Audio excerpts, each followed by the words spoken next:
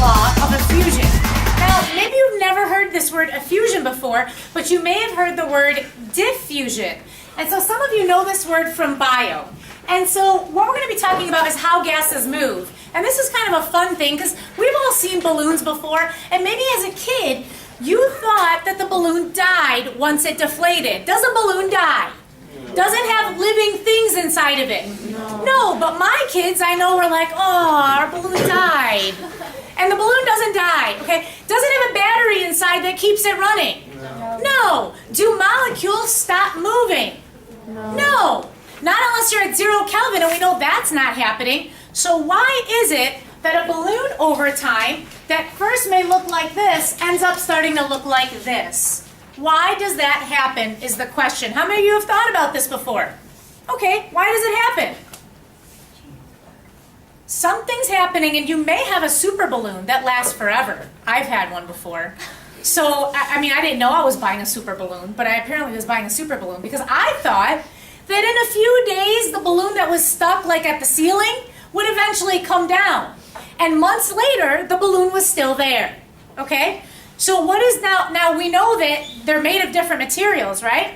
And do you agree with me that some balloons actually deflate sooner than other ones? Yeah. Yes, okay. So we know that to be true. So what does that mean?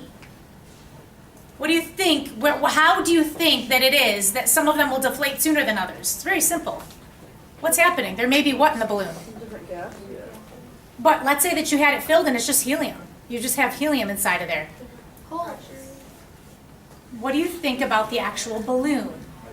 The material. The material that it's made of. Some of them may be cheaper than others, yes? And if it's cheaper, what do you think may be the case? It'll pop faster. And maybe it doesn't pop though, but what happens, what's on the outside that you can't totally, completely control, there may actually be what that allow the gas to leave?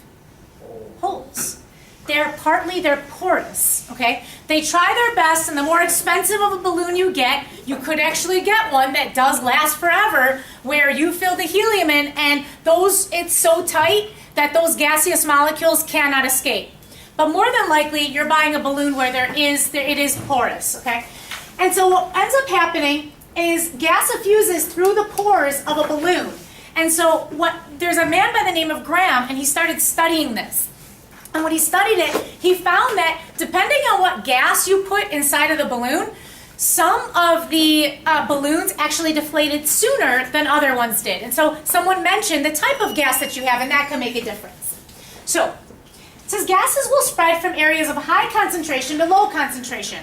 We've spoken about this before, maybe in your bio class. What do you call that? It starts with a D. You call that diffusion. So we know that when it's going from high to low, we call that diffusion.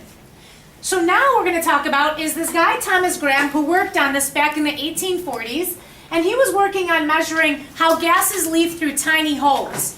And what he found was, well, he called it, instead of diffusion, they call it what? Effusion. Effusion. Okay, so now it's called effusion. And he noticed that there was a trend. And what the trend he found was, it was based on molar mass. And he found that the lighter the gas, or the lower the molar mass, what do you think would happen to its effusion? Do you think it effuses faster if it's lighter or slower if it's lighter? What do you think? And then I'll give you an analogy. Slower. Take a guess. I'm hearing both. The correct answer is actually faster. And here's the analogy. Imagine that we had one of those little, those little doggy doors. They call them doggy doors, but I'm not sure what kind of dogs can actually go through the doggy doors, okay? Because why? Because they're usually really small, okay? So we've got a little doggy door, okay? And so there's our little doggy door. And we've got a whole bunch of animals in this room. Well, let's just say dogs and cats in this room, okay? And we say, go! There's your freedom. Go through the doggy door. And who makes it out faster? The smaller ones. The smaller ones are like, and then they just go through.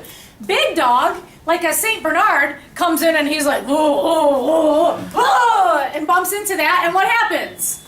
Nothing. He's going to break the door down before he actually makes it through, okay? And so the idea is the smaller molecules, if you have a tiny hole, the ones that are smaller are going to get out how?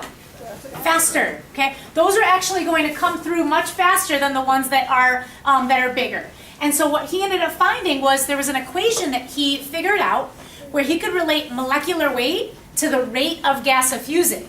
And so he uses it as a ratio, and he basically set this up to say that they were related. How? Well, let's talk about their relationship.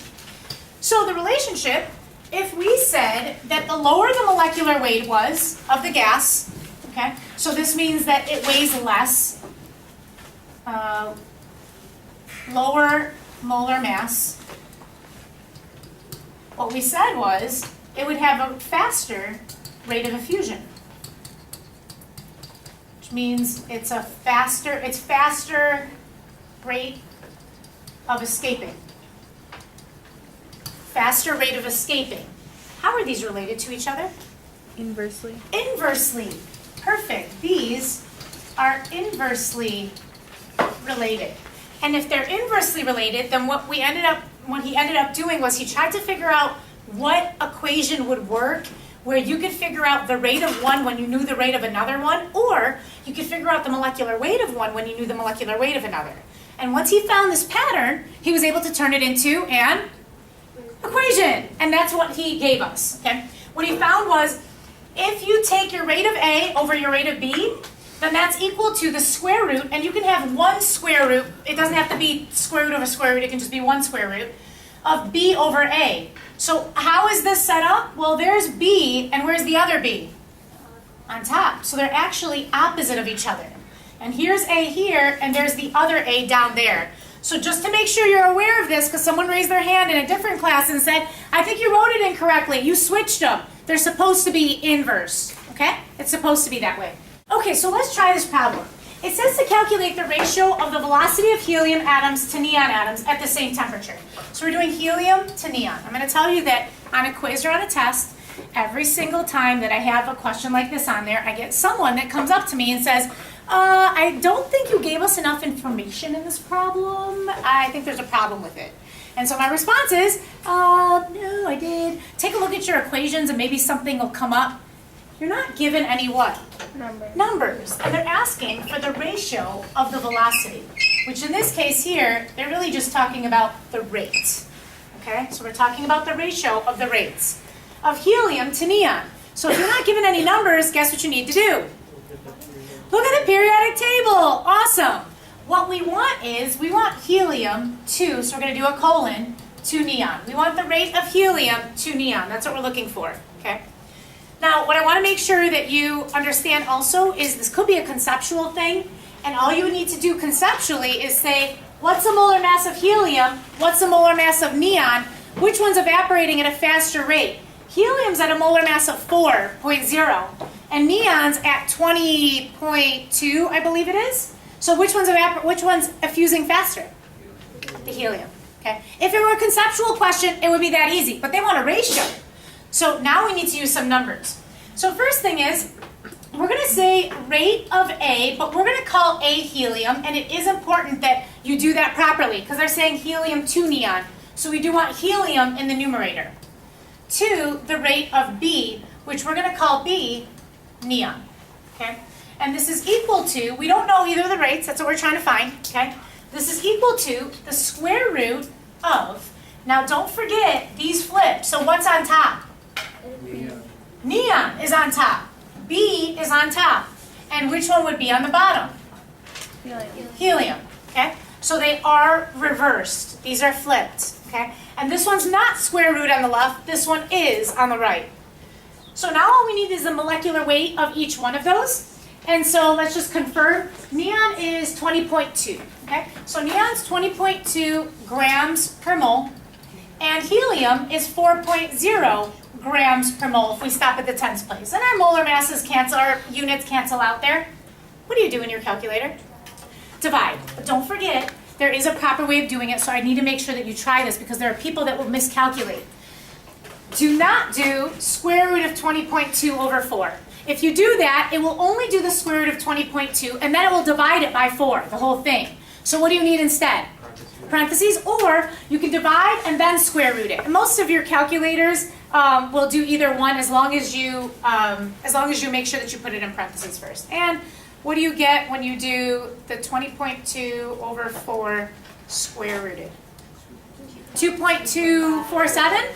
Okay, we want two sig figs because of that. So we're going to say 2.2, but that's not a ratio. How do you write it as a ratio? 2.2 to 1. Awesome. And what that means is, for every 2.2 heliums that leave, how many neons leave? 1.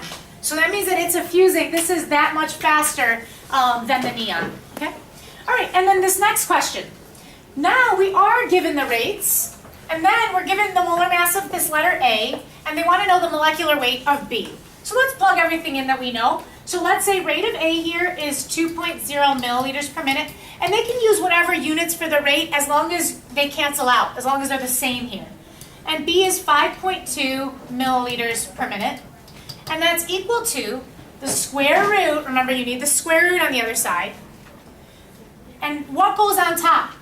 A or B? B. B. And down below is A. All right. So the molar mass of B, do we know what that is? No. We're trying to solve for it. You can call it X if you want to. I'm just going to call it B. What's the molar mass of A? 235. 235 grams per mole. A little tiny, tiny bit of algebra here. If you have an unknown under the square root, first thing that you want to do is get rid of the square root. How do you get rid of a square root? You square it, but if you do it to one side, you have to do it to the other side. So the first thing, why didn't we have to do it on this one? Why didn't we have to do that on this one? Because the variable. Yeah, we already had both. We weren't solving for one of these. If you're solving for one, that's when you need to do that, okay? So I'm going to square this side, which means I need to square this side. When I do that, I'm going to do 2 over 5.2, and I get